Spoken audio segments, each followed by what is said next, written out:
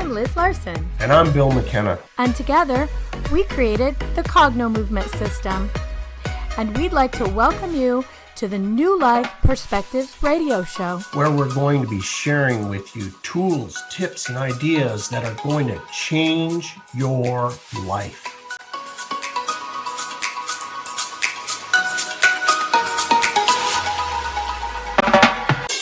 Hello in UK Health Radio. Start over. Hello in UK Health Radio land. I am Liz Larson, and I'm here with my friend, Bill McKenna. Hey, Bill McKenna. And we're the team that hosts the New Life Perspectives radio show here on the UK Health Radio Network. And we just happen to be the team that created the Cognomovement system. And we have the great honor today of introducing you all to Dr. Brad Nelson of the Emotion Code. Welcome. Well, thank you, Liz, and thank you, Bill, for having me on. It's great to be here. Man, this is going to be a fun conversation. I'll let Bill share too for a sec, but I was introduced to the Emotion Code, a number of years ago, when my dad was starting to really decline with Alzheimer's. And we have some really fun stories about our escapades with the Emotion Code. Really interesting and really lovely to have that support, to have something that we could use and in a way to communicate with him when he was starting to be nonverbal. Mm-hmm. So personally, I just want to say thanks for that. Do you have something you use the Emotion Code for, Bill? Oh gosh, I'm so happy that Brad is here and for his discovery and putting it out to the world. The stories, we probably that I've heard from people and then witnessed are really incredible. One of the ones that I really love is it was related to somebody that I had shared Dr. Brad's work with, and it was a dog. The dog would pull on the leash and bark at the other dogs, and all these other things, and this woman was aging, and the dog would pull, right, and that's kind of dangerous, right? She feels like it's yanking on the arm, right, and so I had showed her, okay, the swiping over, the technique, right, which you're going to learn all about and have a great free offer at the end. You got to stay to the end. We got a great freebie for you that Dr. Brad is going to be handing you. But the beautiful thing is that she was able to clear the dog, and so that she went on walks and the thing just went right beside her. The barking, she said it didn't stop, but it was minimal, but mostly all the yanking, right? And the pulling started walking beside. So I thought, that story, right? That's really cool, but this abounds in so many aspects of life. And so it is such an honor to have this beautiful spirit with us today. And I can't wait to hear all the stories of what he has going on now. Okay, so let's start from the beginning. Yeah. Brad, would you tell us where the Emotion Code got started, and just the audience, for people who maybe don't know you, share with them what they need to know to get to know about you and your system a little better. Well, I'll make this quick, but it really started when I was 7 years old, because I was really sick with the measles, and my parents had made a bed for me upstairs in our house near their room so they could kind of keep an eye on me. And I had overheard them talking, and I knew that the next day I was going into the hospital into something called an oxygen tent. And I didn't really know what that meant, but anyway, everyone else had gone to bed, and my parents came into the room, and my mother said to my father, she said, "Honey, will you kneel down with me and say a prayer so that our boy will be able to get well?" And so they did. And my dad starts offering this prayer. Now, knowing my dad wasn't a preacher or anything like that. He was in construction and real estate. He's a great man, but I think it was probably the first time in my life I'd heard him actually pray. And so he's praying for me. And in the middle of this prayer, I have something miraculous that happens. This change starts at the top of my head and it goes whoosh through my body to the soles of my feet. And I was instantaneously healed. Now I was only 7 years old, but I remember every moment of that like it happened yesterday, and I'll remember it for the rest of my life, because when you go from being really sick one moment to being instantaneously healed, and the next instant you're completely well, it's just so bizarre and so amazing that you can't forget it. It's burned into every particle of my being. So that taught me that there's a higher power that we can draw upon, right? And I've had many experiences with that higher power. But what happened next was about 7 years later, things run in those 7-year cycles. I was about 13, 14 years old. I ended up with kidney disease. And medically, there was no treatment for me. And my life was suddenly at a standstill, because I would get these pains in the back that just were like supernaturally powerful, that would put me on the ground or take my breath away. It was terrifying. And so there was nothing that could be done for me medically. So my parents decided they would take me to see some alternative doctors who practiced out on the edge of town in a trailer house in the middle of a wheat field, which was so different from, the mainstream medical clinic that I had been diagnosed at, but they didn't have anything to offer at all. They had no treatment. And back in those days, my kidneys were fighting for their life. And if my kidneys lost the battle, I was done, because they didn't do kidney transplants back then. It was totally unheard of. It hadn't been invented yet.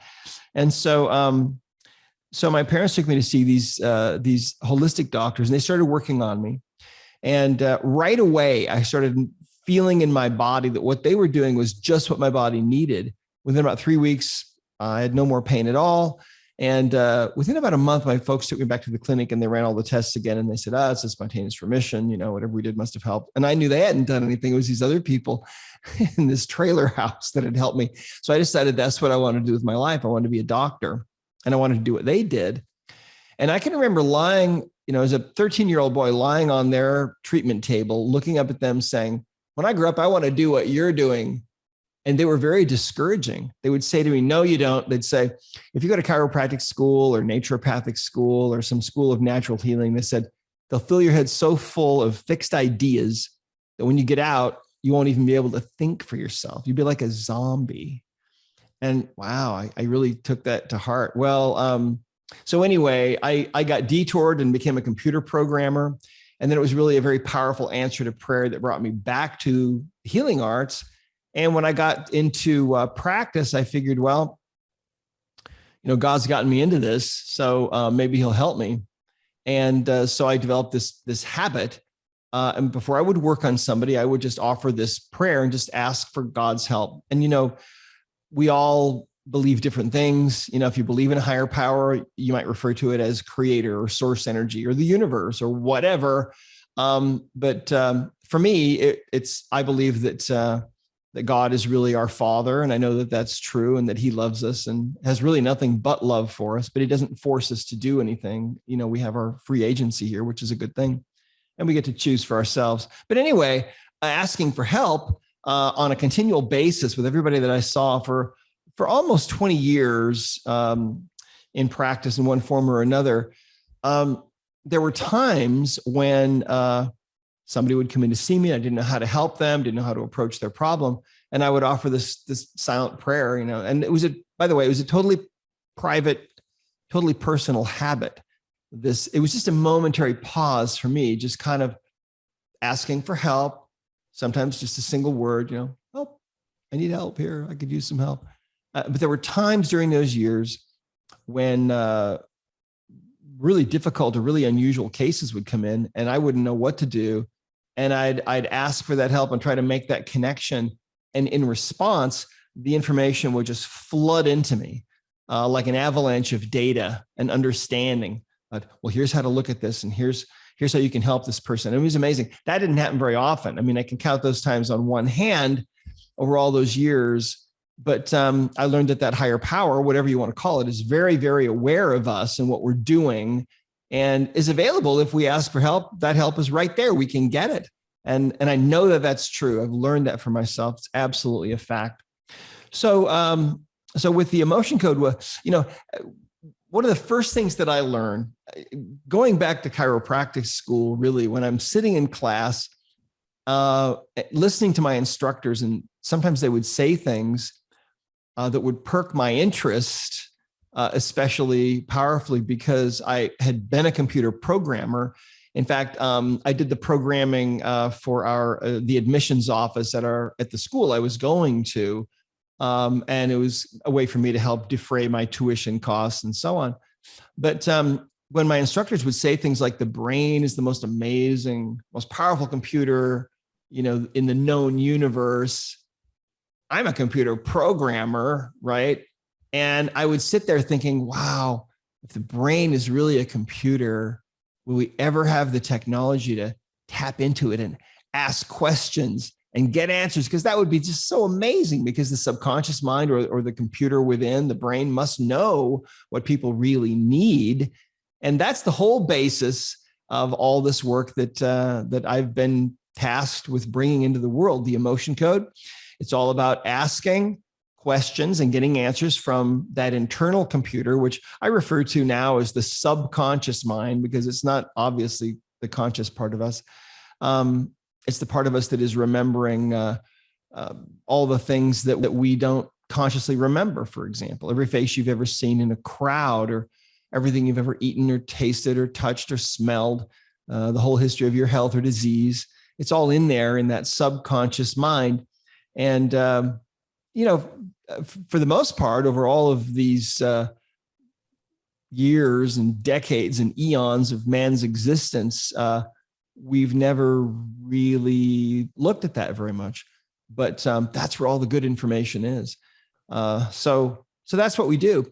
Well, so as far as the emotion code goes, what happens to us, and if we need to take a break or something, I tend to get on a roll. So feel free to just interrupt me at any point. Well, first of all, I want all the listener audience around the globe that's listening to this right now, just because this happened so fast, what he said, it was very clear, but just reflect on that for a second. The access to the supercomputer, what Brad has tapped into is asking the question and getting the answer. Now, one master that I have gotten great benefit from, he helped me, said, the quality of your life is determined by the quality of the question.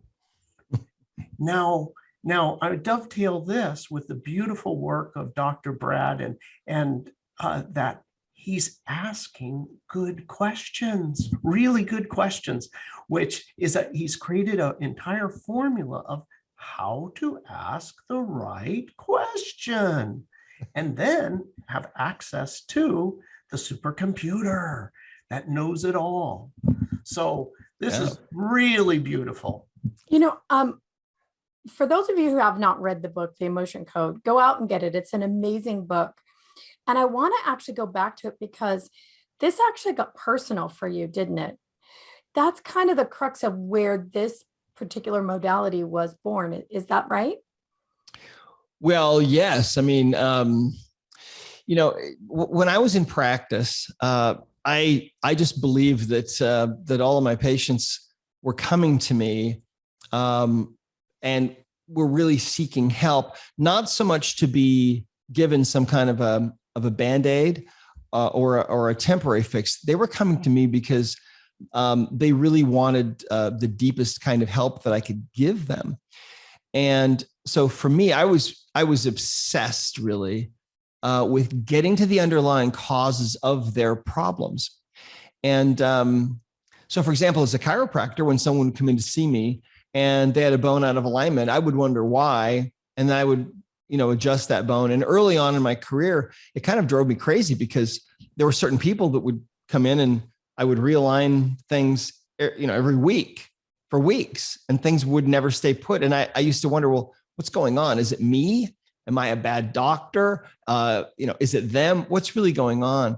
And so so I was open to learning anything from anywhere that I could, and studying how things were done anciently, and Eastern medicine and Ayurvedic medicine, and everything that I could learn, modern medicine, ancient discoveries. And of course, one of the things that I learned is that anciently they understood emotions better than we have understood them in the present.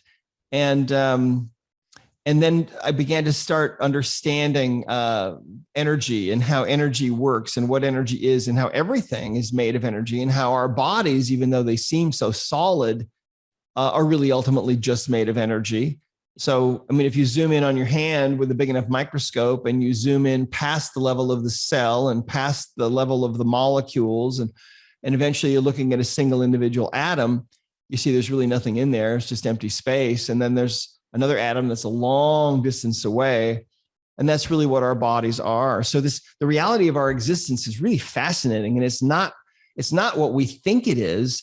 It's what quantum physicists know that it actually is. And it's much different from the reality that we're used to.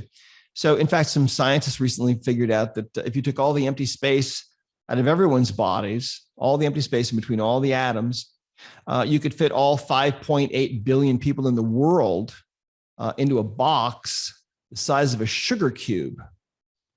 And that, I think it's really illustrative of how our reality is really different from what we think it is.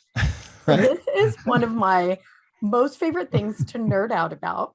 Yeah, and most me too. recently, I have become 100% convinced that this is why shapeshifting is likely possible. Absolutely convinced. If there's really nothing there, the thing is, all you'd have to do is rearrange the empty space. And then the little bit of particles should rearrange however you want. Anyway, that's my goofy thing that I like to think about recently. Let's take a quick break. Let's hear from the UK Health Radio Show at Radio Network. And when we come back, if you have something more to say about that, Brad, I personally would love to hear it. All right, UK Health Radio, take it away. All right, and we're back.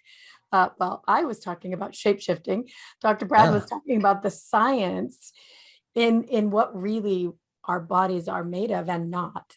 So go ahead. What was your thought on that?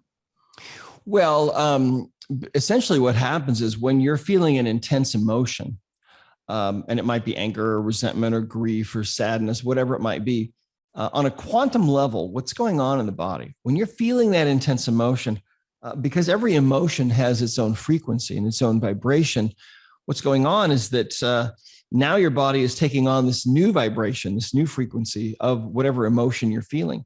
And if that emotion is powerful enough, or if you bury that emotion and you just don't want to go there at all, what can happen is the little emotional process that we normally go through many times every day of feeling an emotion and feeling those feelings that come along with that in the body and in our minds. And then we kind of get closure and we move on from that emotion.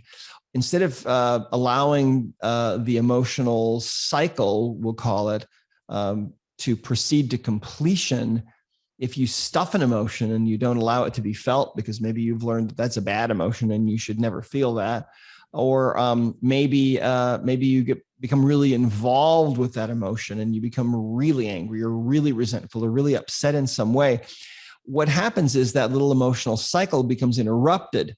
So the energy of that emotion now is kind of stuck in the body, kind of like suspended animation. The energy then of that emotion will form into a little ball about the size of from about the size of a baseball to about the size of a softball.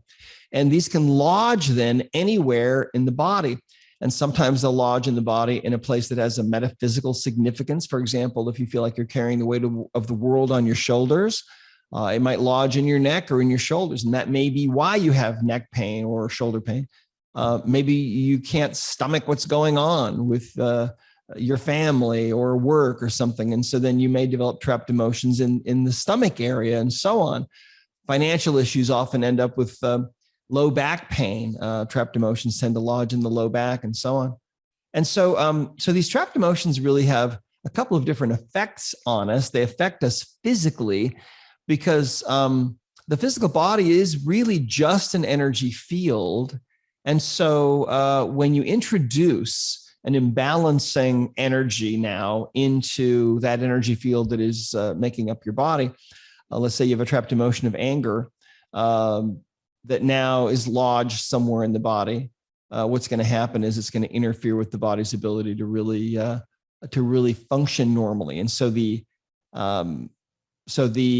acupuncture energy in that area where that emotional ball of whatever it is, anger or resentment or whatever is lodged, that's going to be affected. The lymph flow, the blood flow is going to be affected to some degree. And in fact, you'll probably end up eventually having pain in that area. In fact, one of my favorite stories that illustrated this so well was a man that came into me many years ago. And his pain was a 9 on a 0 to 10 level. It was his low back. And I mean, it was just killing him. It'd been going on for several weeks. And using the emotion code and tapping into his subconscious mind, I was able to ask some questions and get some answers. And I found that what had happened was it was a trapped emotion. The emotion was anger. And asking a little bit further, I found that he had trapped this emotion in his body 20 years before. And immediately he piped up and he said, okay, he said, I know what that's about. It was a work situation, he said, where he'd been wrongly accused of something and had been really, really upset, very angry. And so anyway, that was it. I released that trapped emotion, which just took a few seconds. And suddenly, instantly, the pain level went from a 9 to a 0. And he couldn't believe it. And he kept walking around and bending over and twisting this way and that way and exclaiming. And I was grateful that it worked so well, right?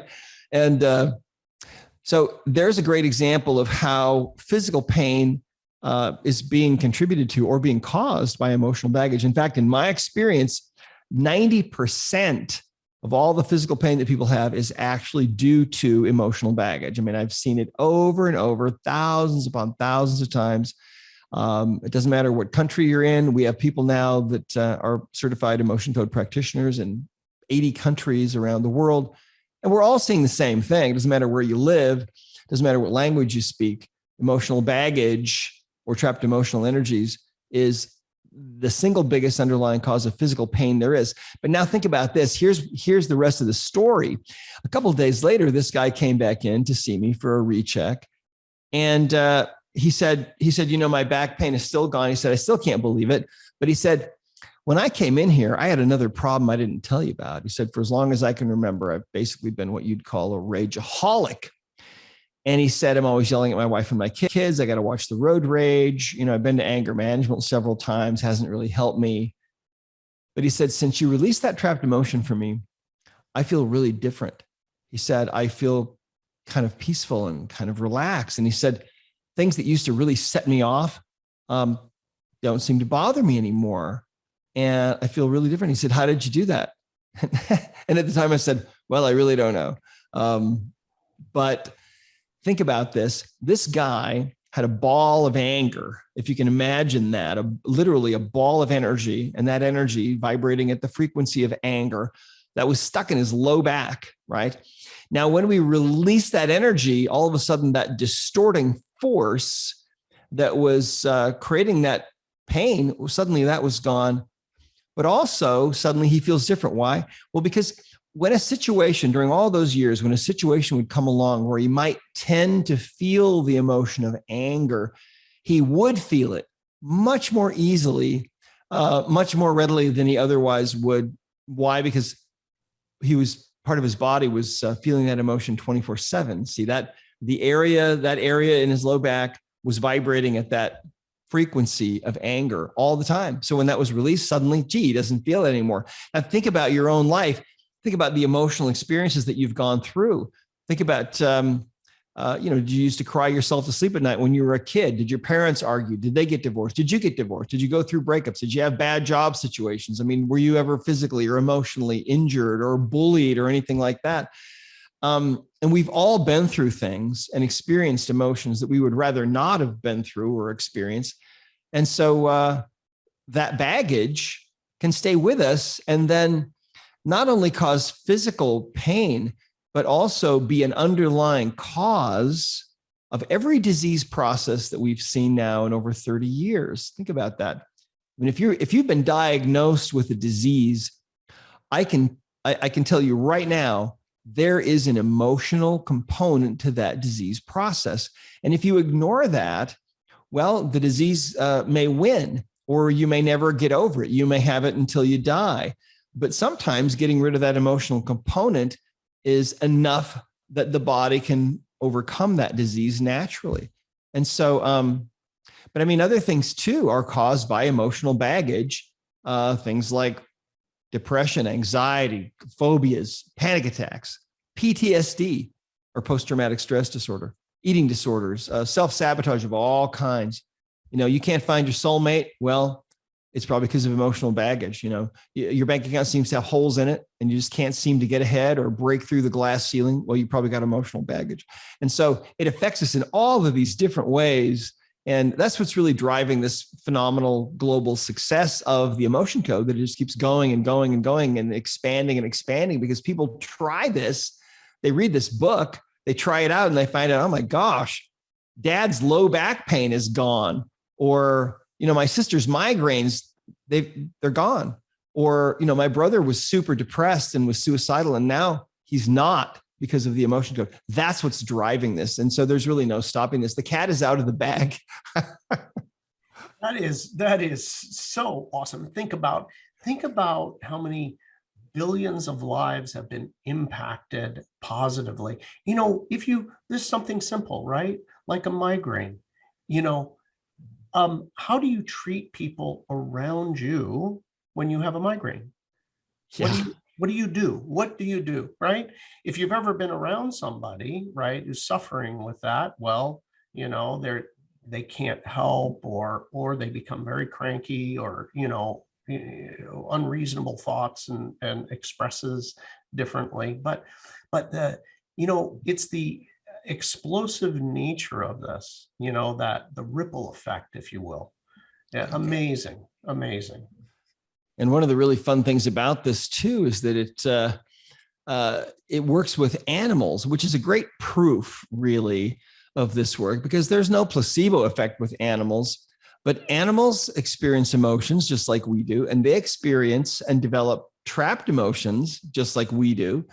And working with them, in fact, people who go through our certification program to really master this have to, as a requirement, they have to work with a minimum of 5 animals. Because we know that if they work with 5 animals, there are going to be a couple of those animals that they're going to just hit it right out of the park, and it's going to change their life. And the result is that we have some practitioners now who just work with animals only.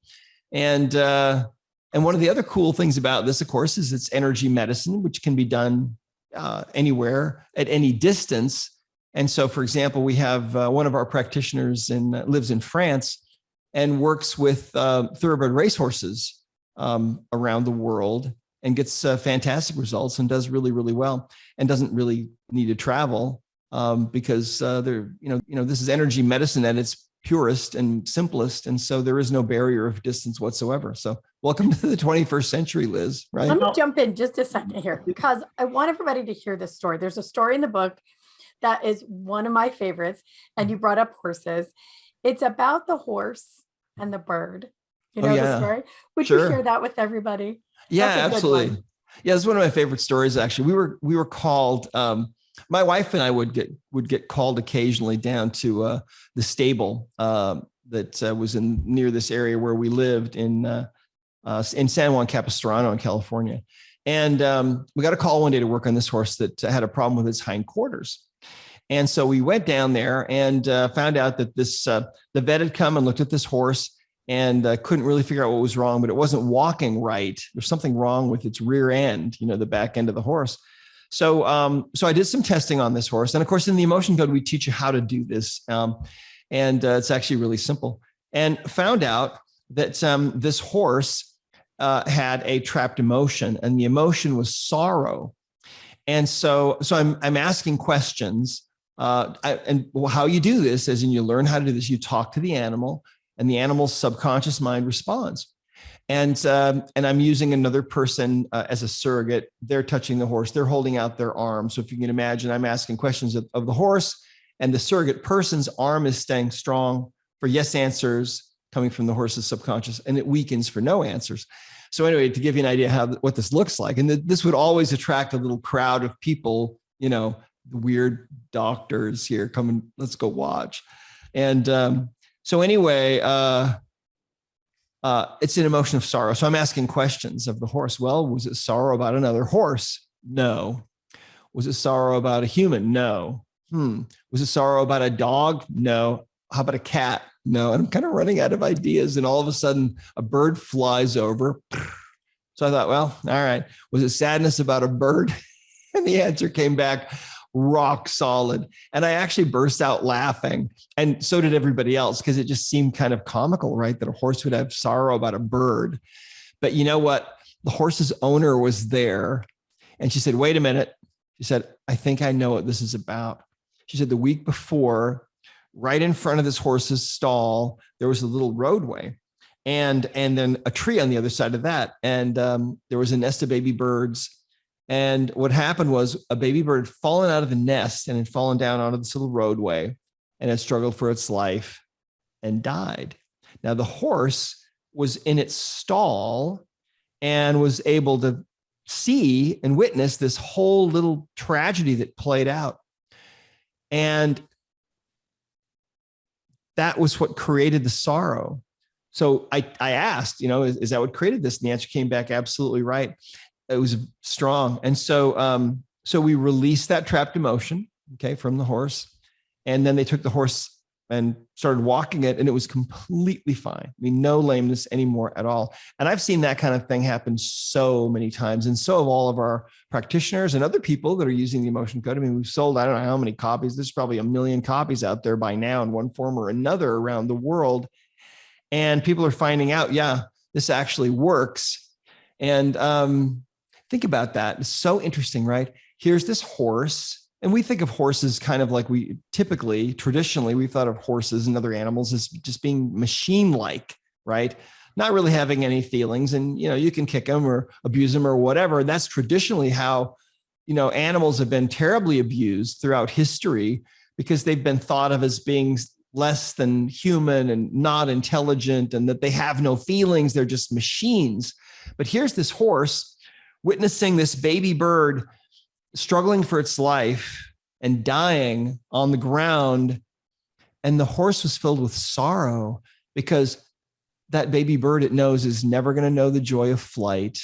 It's never going to grow up to be an adult bird and have little birds of its own, And so think about the intelligence level in that horse. And that's how it is with all animals. So, I mean, there's so many stories I could tell you. We could do a whole nother show about animals, but that is one of the really fun things about this work, is that it absolutely works with animals as well as people. And one of the other cool things about it is sometimes because we're tapping into the subconscious mind of an animal or a human being, sometimes we find that emotional energies have been passed down to that person. And so we receive these at conception, and we call these inherited trapped emotions. And so you might have inherited your problem with money, maybe because your great-great-great-grandfather was thrown into the poorhouse, and that energy is passed down to you. Or maybe you're having trouble with relationships because maybe your 9th great-grandmother was jilted at the altar, and that betrayal maybe has passed down to you. And now it's affecting you in your life in real time, and you don't even know it. So see, we're all dragging baggage through our lives. It's like we're dragging suitcases behind us full of rocks, and the rocks are our emotional baggage. But some of that baggage is steamer trunks from our ancestors. We don't even know about that. But getting rid of that is really easy, also using the emotion code. So yeah, that's an answer. So much of it's not even ours. Let's take a quick break and hear from the UK Health Radio. And when we come back, we'll talk a little bit more about that, or maybe if you want to tell us another animal story. I know everyone loves those. So UK Health Radio, take it away. Okay, and we're back. And I think the last thing you were talking about is how so many of our issues may not even be ours. It's funny, the work that Bill and I do, that's a question when something doesn't seem to be clear, and we'll have somebody put their hand on their body in the place that's giving them trouble and say, whose is this? And immediately the person knows. And the other thing I wanted to comment on, you were talking about animals and that this horse felt sorrow for a bird. And that means that horse knows about death. It knows about life. Sure. It knows about the consequences of death. If we think about this, it changes everything about how we treat animals, all animals. And we know that even plants, there's been so many studies, even plants seem to experience these same kind of an emotions. So we're living in an emotion stew, if that's true, because there's plants, everything around us. We have animals that we interact with. So these emotional signals, we know they're electromagnetic, hormonal, chemical. They are basically what constructs our entire experience on this planet. So it makes it even more important to know about them and to know how to create some kind of change within that. We can change our life if we understand about these signals and what to do about them, how they work, but more than anything, what you can do to change them. Yeah, absolutely. And that brings us really to the most important part of the emotion code, and that has to do with the heart. Back in the 1960s, doctors, when they first started doing heart transplants, they would notice sometimes people would come back in and would relate strange things. Like they would talk about how their taste in food or music or sports had totally changed radically, or how sometimes their handwriting would totally change, or they'd have memories of being in places that they never in their life had ever visited. Now, there are whole books written about this. This happens with heart transplants, and not every time, but in many, many cases.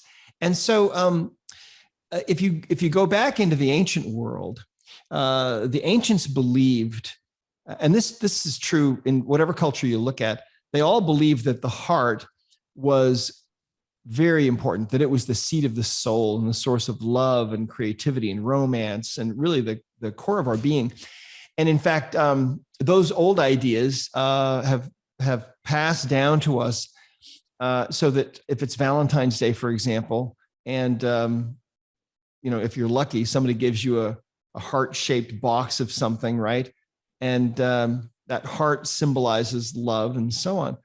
Well, what we have learned is that in many, many cases, when we're feeling like our heart is breaking, and you're feeling that physical sensation, and I think most of us at some point have felt that, where we feel like we're being really deeply hurt, or we're just really deeply grieved, and our heart is going to break. Because the heart really is the core of our being, what will happen is the subconscious mind will put up a wall around that heart.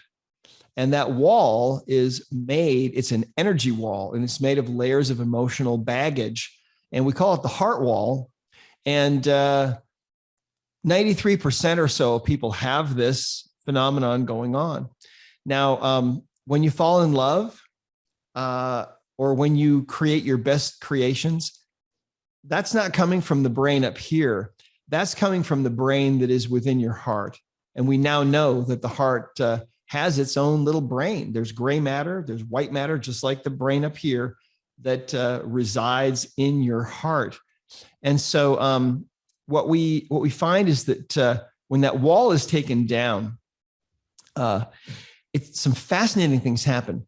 Suicidally depressed people, I've seen them get completely well in days from having that wall taken down. PTSD, anxiety, these other things improve. Autistic children who will not look a person in the eye, when that wall is taken down from their heart, that's the first thing that they do, is they look you in the eye. Think about that. We've had people who have reported to us that when that wall is taken down, that they suddenly are in love. Love suddenly finds them. Sometimes they're in their 70s and 80s when this happens. We find that people write into us and tell us that for the first time in their life, they can feel the emotion of joy or feel what love really is. People write into us and tell us that when that heart wall is taken down for the first time in their whole entire existence, they can feel the love of God, of the Creator for them. Think how profound that is. This has been called, it's been called the most important discovery in the history of energy medicine. And I never would have ever figured this out, but this was shown to me. I actually had a vision about this that came from up above, and that you can read about in the emotion code. But I think the most important thing that you can do for yourself is to find out if you have a heart wall yourself, because when that wall is taken down, all kinds of amazing things, incredibly powerful shifts can happen. And I would never have, in my wildest dreams, have imagined that this is a real thing, but it absolutely is totally real. I've actually been in the room with someone who all of a sudden was able to feel the love of God. They were restricted from it their whole life. They just couldn't feel love at all. And so I got to witness one of those. And it's awesome. Huh? It is, yeah, it's one of the most profound experiences of my life. It looked like she just emitted light from her whole body. Yeah. So we have like burned through our time. It's been so much fun talking to you. So I want to make sure that our audience gets something that they can utilize today. So you said you were going to show everybody how to begin to test themselves. Is that correct? Yes, absolutely. So there are a number of different ways of tapping into the subconscious mind. The easiest one, and the one that seems to work for just about everybody from the very first time you try it, is something that we call the sway test. Now, to understand how the sway test works, think about a plant. If you put a plant in a pot near a window, eventually it's going to start growing towards the light coming in from the window, right? If you put a drop of poison into an aquarium, the fish will sense that. They'll swim towards the other end of the aquarium to cleaner water. The human body has this ability to respond to positive or negative input. So in other words, if you're holding thoughts of truth or positivity or congruency, and if you're standing there totally relaxed, your body will tend to sway forward towards those thoughts of truth or positivity or congruency. On the other hand, if you're holding thoughts of negativity or falsehood or incongruency, your body will tend to sway backward away from those. So here's how this works. Now, this also can work if you're sitting upright, okay? It works best if you're standing, but if you're sitting, just kind of move to the edge of your chair and you can try this and just follow along with me here. So here we go. First thing I'd like you to do is, whether you're standing or sitting, take a deep breath, let it out, and just allow yourself to relax. Close your eyes. And first thing I'd like you to do, we'll start with something negative and see if your body doesn't sway backward on this one. And I don't want you to force this, just allow your subconscious to do whatever it wants to do. We're going to start with the word war. Now, that's a word that we have heard almost every day of our lives on this planet. But what I'd like you to do for a moment is I'd like you to actually think about what really goes on in war. What are people doing to other people in war when there's a war going on? What's happening to villages, and what's happening to hospitals and buildings, and what's happening to families? What's happening to parents, and what's happening to children? What are people actually doing to each other people, or to other people and to each other? What's happening to people? As you think about that, and you think about what's really going on a human level when there's a war happening, think of all the tears that have been shed over all the wars that have been fought.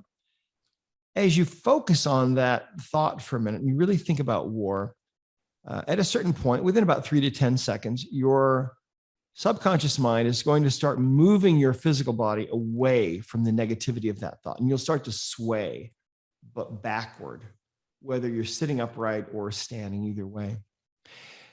And that's your subconscious mind letting you know, hey, this is not a good thing. Let's move away from this. Now let's give you something positive that your body will probably sway forward on. Let's imagine that 1,000 years have gone by. We're 1,000 years into the future now.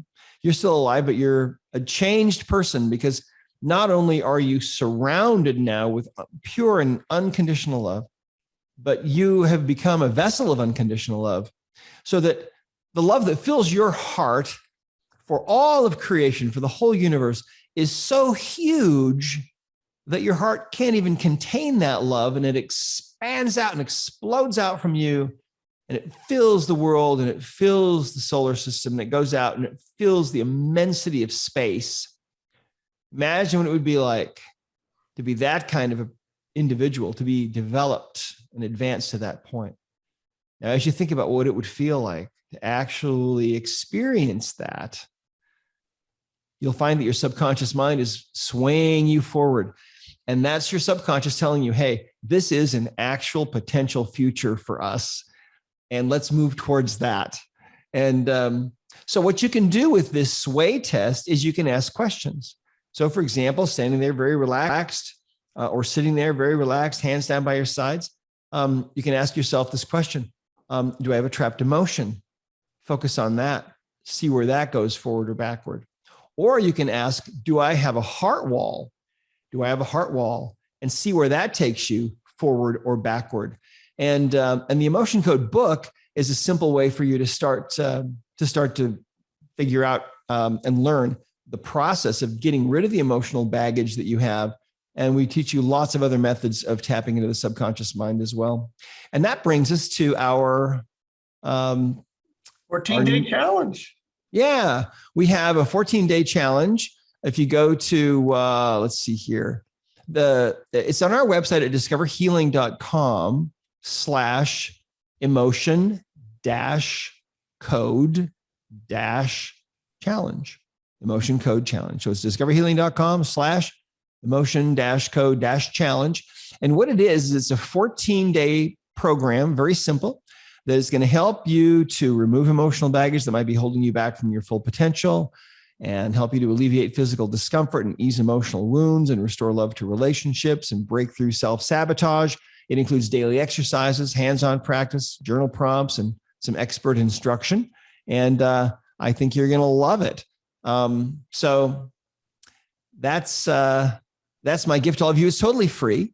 Check it out. Again, it's at discoverhealing.com/emotion-code-challenge. A free 14-day program. Try it out. And by the end of it, you may be absolutely blown away by how powerful this actually is. All right, you guys, we have completely burned through our time now. We appreciate you being here so much, Dr. Brad Nelson with the Emotion Code. We absolutely have to have you back to share some more stories because they're really fascinating. Bill McKenna, you want to say goodbye to everyone, and we'll see you. Thank you, Dr. Brad, and thank you, Liz. This is just awesome. Everybody, pay attention. Listen to this again. You can use that sway for everything from picking the food in the grocery store. Have fun with it. Have fun. It's going to be awesome when you give this a try. Thank you all, and we'll see you next week. Thank you both. Thanks for being here with us on the New Life Perspective radio show. For more information or to find out more about the work that Bill and I do, please visit us at cognomovement.com or email us at info@cognomovement.com. See you again soon.